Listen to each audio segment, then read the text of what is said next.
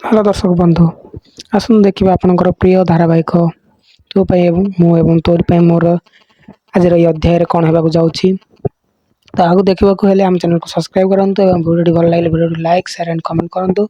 ଆସନ୍ତୁ ଦେଖିବା।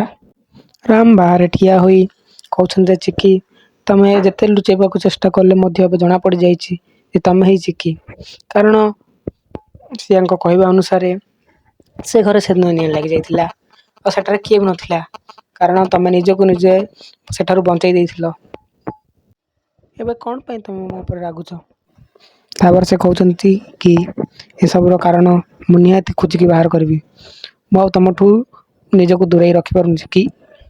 ଏହାପରେ ଚିକି ପୂଜା ରୁମ୍ରେ ଦେବୀ ଦୁର୍ଗାଙ୍କ ଆଗରେ ପ୍ରାର୍ଥନା କରି କହୁଛନ୍ତି ଯେ ଚିକି କହୁଛନ୍ତି ଯେ ଯେଉଁ ଚିକିକୁ ମୁଁ 6 ମାସ ଆଗରୁ କବର ଦେଇସାରିଛି, ତ ସେଇ ଚିକିକୁ ପୁଣି ଥରେ କାହିଁକି ବାହାର ଆଣିବାକୁ ଚେଷ୍ଟା କରୁଛୁ?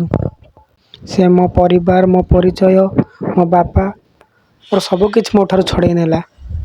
ସେଇ ସବୁ କଷ୍ଟକୁ ମୁଁ ନିଜ ମନ ଭିତରେ ଚାପି ରଖିଛି, କିନ୍ତୁ ଆଉ ନୁହେଁ।